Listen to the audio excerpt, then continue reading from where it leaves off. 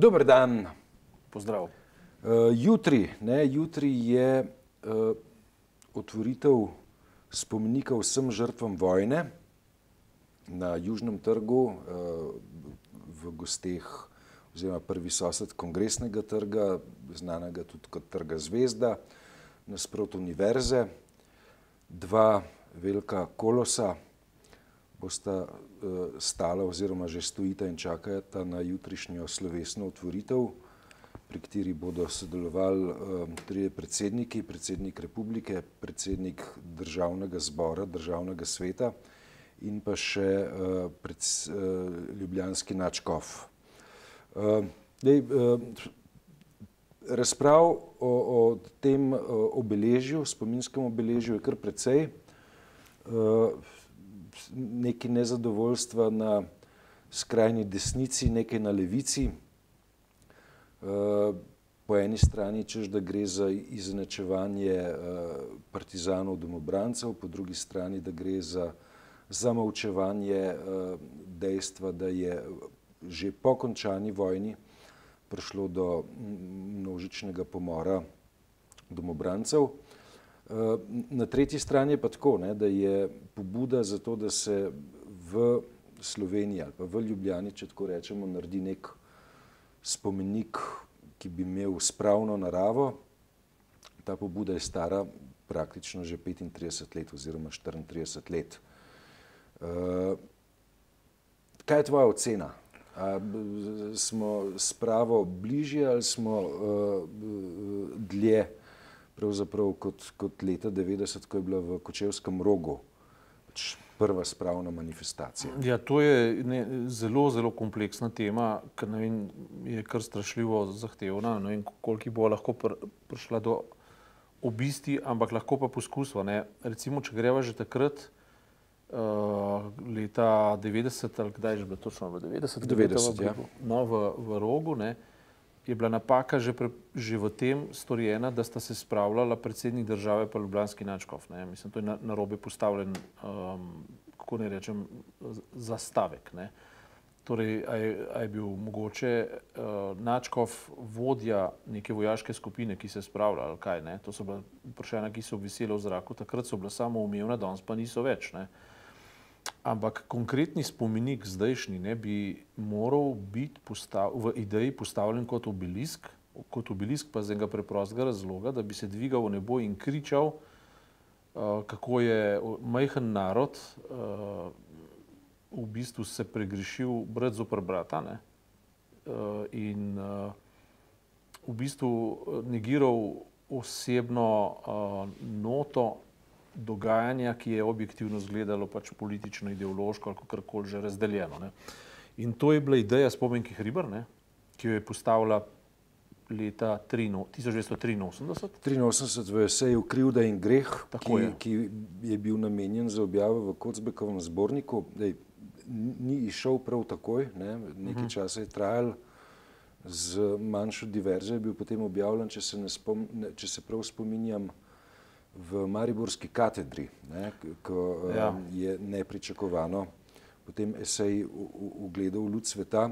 S tem, da je bila zadeva v sredini 80-ih let precej bizarna, kajti Spomenka Hribar je bila daleč najbolj obtoževana oseba za besedilo, ki ga ni mogel prebrati praktično nihče oziroma zelo majhna skupina ljudi okrog CK-ja in okrog založbe, ki naj bi ta zbornik objavila. Tako da je neizmerno veliko polemik teklo okrog teksta, ki ga ni bilo oziroma ki ga praktično nihče ni mogel brati, do te diverzantske objave v katedri. No, njena ideja se je pa oplajala pravzaprav v Kocbekovih izjavah, ki pa so bile objavljene, ko sta ga intervjuirala leta 1975 v Trstu, ko sta objavila intervju, oziroma najprej bila knjiga, potem so pa v revijah deli knjige izšli. To je bil intervju, pisni intervju Borisa Pahorja z Edvardom Kocbekom, za katerega je... Pa Alojz Rebula. Ja, tukaj je šlo za v resnici za nekajletno prepričevanje Edvarda Kocbeka naj te stvari pove. Ja. Presenetljivo je potem ta intervju izšel z narekovajih ustreznim komentarjem v naših razgledih. Ne? Ja, pa v zalivu. Ja.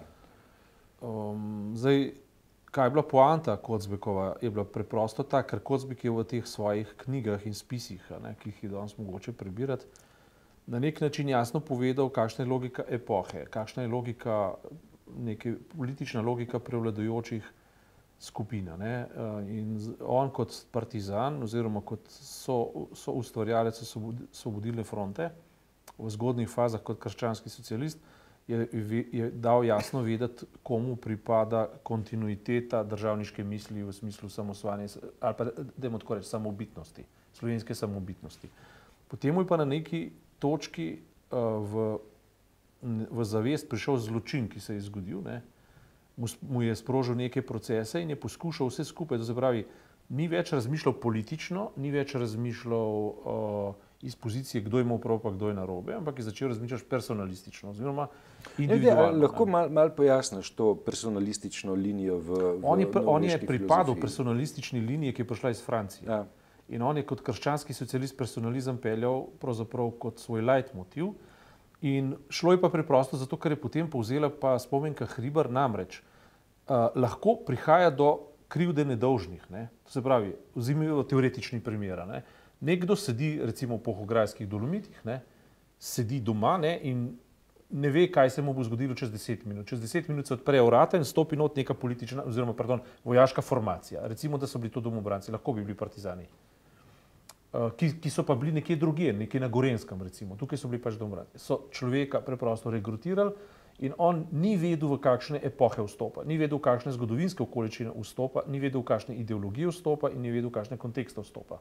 Potem, če se preslikava v nek rok, ne, naenkrat je ta človek obsojen, justificiran, kar se reče ubit, ne, in kriv pred slovenskim narodom. Ne, da bi vedel, v kaj je bil sploh regrutiran, vržen in tako naprej. In Spomenka Hribar zdaj prepozna tragičnost tega človeka, podobno kot Kocbek, na personalistični, na osebni ravni. Se pravi, ljudje se v življenju znajdemo v tragičnih zgodbah, podobno kot se v grških tragedijah liki znajdejo v tragičnih zgodbah. Ne? In naenkrat ugotovimo, da smo obloženi za krivdo, ki je nismo zagrešili. Smo popolnoma nedolžni, hkrati, ko nam dajo prosojnico nekih objektivnih zgodovinskih dogodkov, pademo v matrico krivde. Smo krivi. Ne? No in, gre tako za neko dejanje, ki pa ni imelo, rekel, naklepa. Šlo je preprosto za objektivno sliko, da je drugo svetovno vojno na zmagodoviti strani se je znašlo partizanstvo, zato ker se je znašlo, istočasno je bilo pa prekrito za revolucijo. Ne? In ker je bilo to v smislu politične in vojaške geometrije pod nadzorom Stalina. Stalin pa je naenkrat postal zaveznik Churchilla, ki ga je pa Churchill potreboval za to, da je lahko odprl fronto, ne vem, za 20-milijonskim krvoprelitjem 20-milijonskega naroda na vzhodni fronti, ne, se je stkalo neko nenaravno zavezništvo, ki je takojci prišlo v hladno vojno po drugi svetovni vojni. Kar takoj, ne, prišlo v hladno vojno, ampak v danem trenutku, ko je bilo treba premagati največje zlo tistega časa in stoletja, to pa je bil Hitler, nacizem, fašizem, Italija in Nemčija, ne, je politična geometrija postavila zelo jasen imperativ. Če se ne upreš Hitlerju, si naredil zgodovinsko greh in napako. Ne. Ja, in ne glede na to, greš v zavezništvo s Stalinom. Ja, seveda, ne, ker recimo, če vzamemo zdaj tragedijo recimo nekih baltskih držav, ne, v katerih je bil Stalin že okupator, ne, in so ti ljudje potem, ko so Nemci zasedli, zdaj ne vem, bila Litva, Latvija ali Estonija, ne vem točno, ampak recimo, ko so Nemci zasedli te kraje, so jih ljudje, govorim Hitlerjevi Nemci, zasedli te kraje, so ljudje doživeli kot osvoboditelji, zato ker je bil tam pač Hitler tisti, Stalin tisti, ki je okupiral njihovo državo. In še danes, ne, je strah pri baltskih držav, Poljske in srednje evropske vsi, kako storiti vse, na vse zadnje to vsebina velikega posla s patrioti, ki gre zdaj tudi v Romunijo, ta posel. Se pravi, govoriš o raketnih sistemih patriotov. No, in to so zelo kompleksne razlage, ki pa v širši dimenziji vzbujajo en velik nesporazum. In slovenska politična scena v koncu 30. let seveda je bila tukaj zelo prepredena z informacijami o nevarnosti komunizma in o teh zadevah. Ne? In ljudje so se znašli v izredno... Pri založbi Krt je, mislim, pred desetletji šla neka zanimiva knjiga, ki jo je uredil Marko Jenštrle. Zbral je članke o tem, kako se je v predvojnem obdobju na Sovjetsko zvezo gledali. So bili dost natančni in kasneje potrjeni, z strani zgodovinarjev, potrjeni opisi stalinističnih zločinov v 30 letih.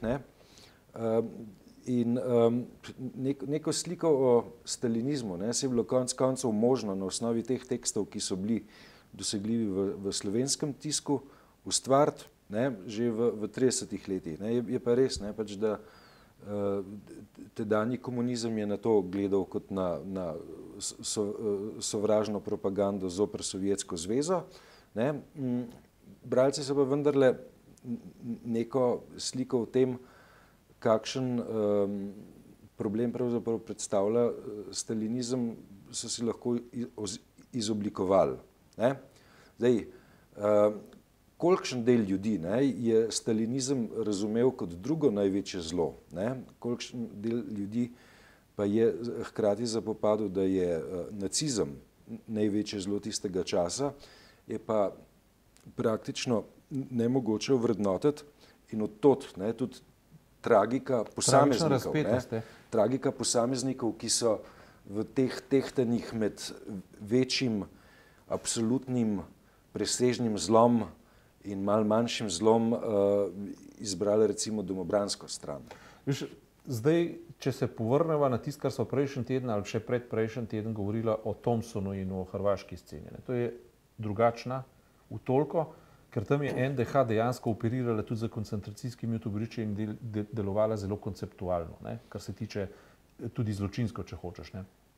V Sloveniji se pa en kup ljudi znašlo, seveda v svoji pogojni nevednosti, tudi v razcepu med tem, komu verjeti. Na eni strani, kot si rekel, so bili že dobro znani stalinistični zločini, na drugi strani je bila pa strategija katoliške cerkve, ki je bila povezana na rimsko doktrino in taktiko, ki pa je bila v bistvu na nek način še iz starih liberalno-klerikalnih sporov nagnjena oziroma je spodbujala korporativizem, ki je cerkvi dajal določene odpustke, popuste, ni tako strogo obravnaval ločenost cerkve in države.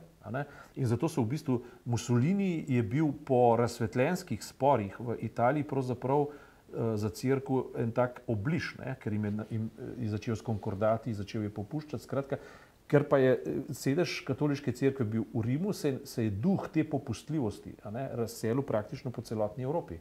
No, mislim, zdaj, na tretji strani imamo pa zavedanje o tem, da vendarle strateška ambicija nacizma bila ne samo prodor proti jugu, pač pa je bila strateška ambicija nacizma konec koncev, mislim, da treba povedati, pač izbris slovanskega življa. To pa tudi konec koncev nacizem je bil tudi duhovščini ne naklonjen, ampak fašizem pa ne. Saj slovenski duhovščini že ne, ampak načeloma pa ne. In zato je v bistvu ta čudna zmes neke empatije do korporativističnih ideologij sproducirala neko zelo specifično situacijo v Sloveniji, ko so preprosti ljudje verjeli, da branijo Boga, zemljo in domovino pred brezbožnim komunizmom, to pa je bila vladavina satana. Skratka, ljudje so se znašli v osebnih situacijah, kjer so jih prepričanja vzpodbujena seveda od vrhov, intimno angažirali, tako da so zelo bodisi verjeli v stvari, ki so jih počeli, bodisi jih niso razumeli. In tukaj zdaj nastopi ta moment tragičnosti, ker takrat nihče, kot si ti nekje rekel, ni bilo interneta. Takrat je bilo težko delati primerjave, ocene, treba se je bilo zanesti na ljudi, ki jim verjameš, treba se je bilo zanesti na situacije, ki so verjetne, informacije iz Sovjetske zveze so bile dosti točne in strašljive. In ljudje so se pač na nek način bodisi odločali, bodisi padali v odločitve, za katere ki niso bile njihove, no, čistko preprosto. Ne.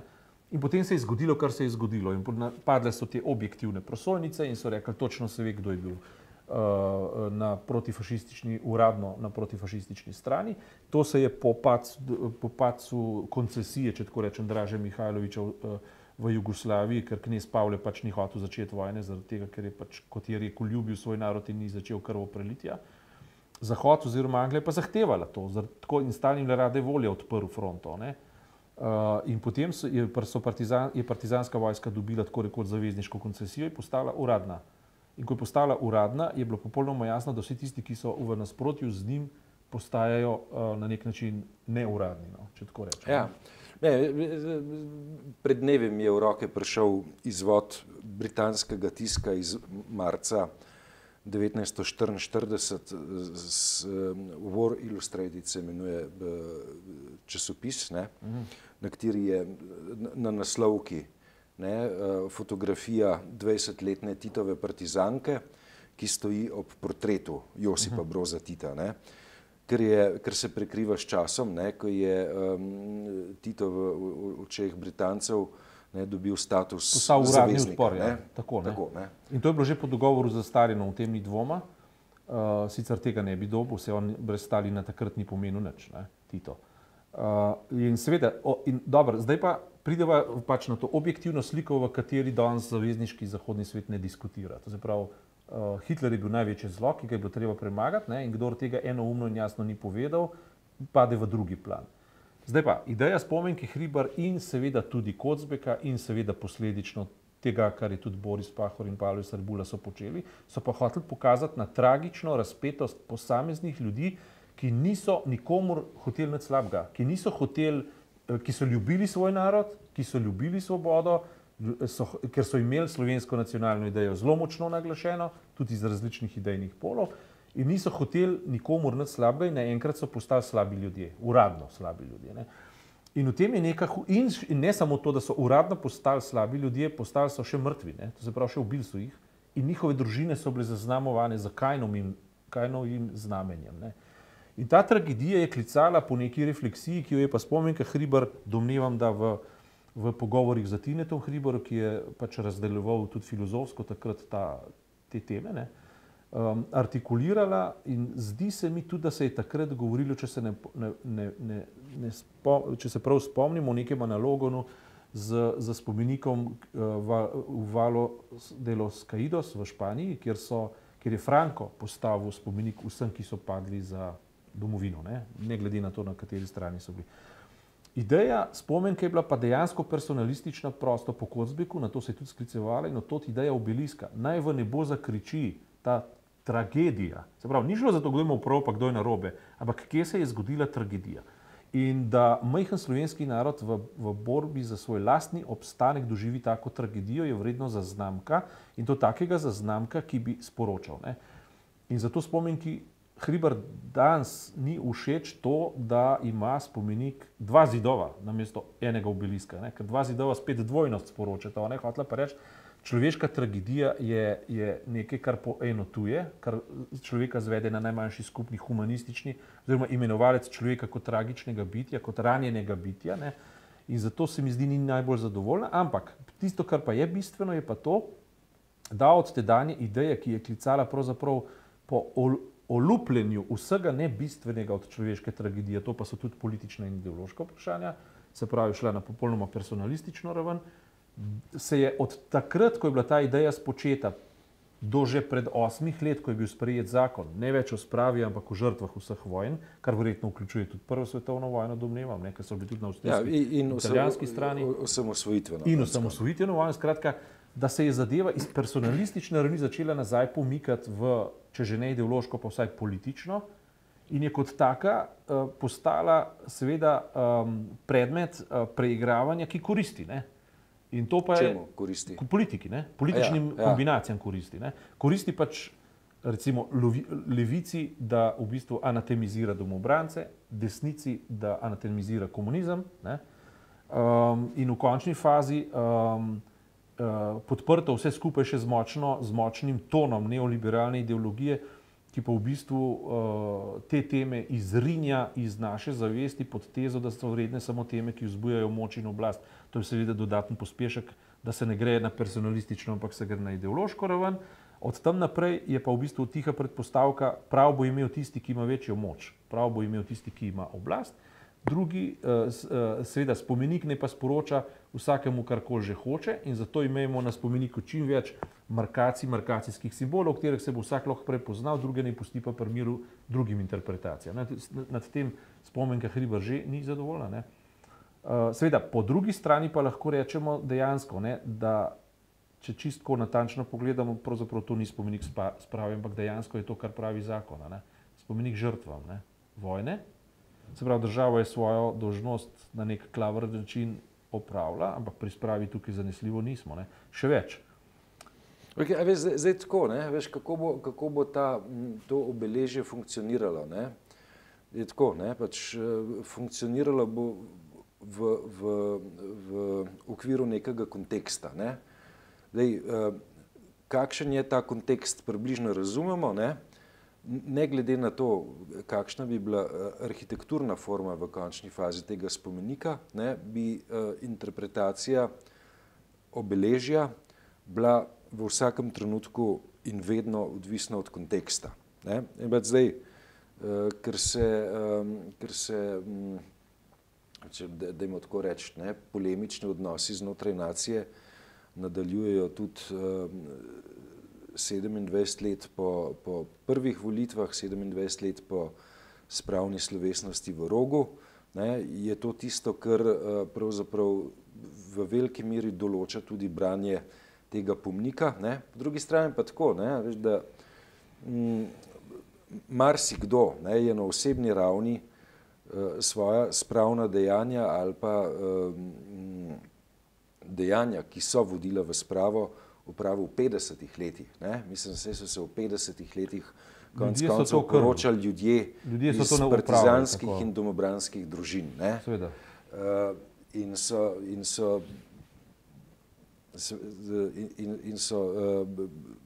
življenje nadaljevali dovolj normalno naprej. Ne? Seveda, ne? Po drugi strani je pa s politizacijo, do katere je prišlo ob koncu 80. in 90. let, se vprašanje sprave odprlo na neki drugi ravni, ne na osebni ravni, pač pa na politični ravni. Tako je, in to je tisto, kar danes še bije. Recimo jaz ta trenutek ne veva, kako se bo cela ceremonija odvila in kakšna bo potem vloga nadškofa v samem ceremonialnem procesu, ne.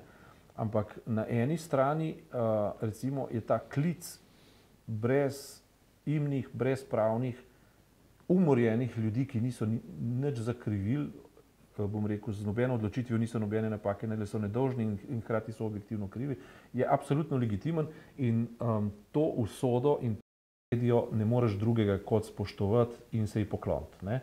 Na drugi strani, ne, je pa popolnoma res tudi to, ne, da mi imamo nek tip države, to je ločitev cerkve od države, ne, in razumem pa tudi argumente Turnška oziroma pač Zveze borcev, ki pravi, šlo je, če smo že pri žrtvah, tudi za Jude, je šlo tudi za pravoslavne, je šlo tudi za protestante in vse druge. In v tem primeru bi morali, recimo, če se že gre v pač upeljavo, ritualno upeljavo pač duhovnika in pa molitve, ne, morali pripeljati še rabina, pa še popa pravoslavnega, pa protestantskega pastorja, ne. Jaz se s tem popolnoma strinjam in v tem je smisel tele ustave, da poskuša v ustavi izenačiti pravico do, če hočeš tudi, do enakost pred zakonom, ne? Če pa že v žrtvah ni razlik niti religioznih, to se pravi, treba postaviti to pozicijo kot univerzalno pozicijo. Pričemer je pa to, še enkrat ostaja pa odprto tisto, kar sem rekel, da je bilo že leta 90, ne vem, zakaj je nekdo tam za simbolnega sogovornika postavil nadškofa, tega pa ne razumem. Še danes ne razumem tega, ne.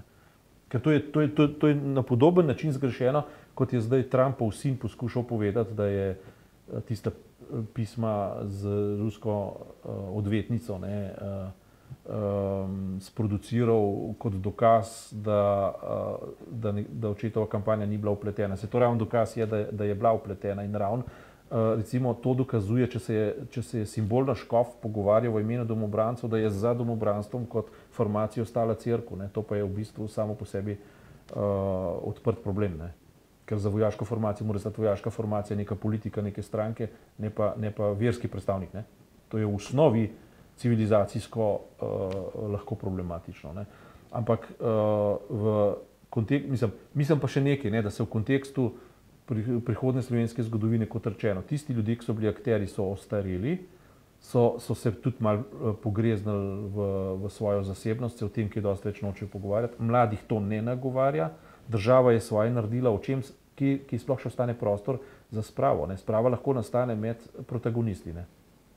Protagonisti sprave na tak način, kot je zdaj mišljena, da se na politični ravni ne bodo dosegli v Sloveniji nikoli. V tem ni nobenega dvoma, ne.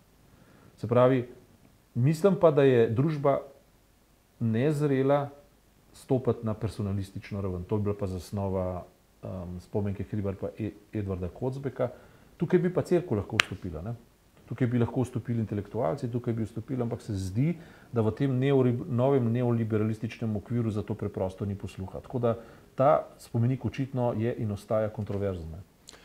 S to mislijo odhajava na dopust.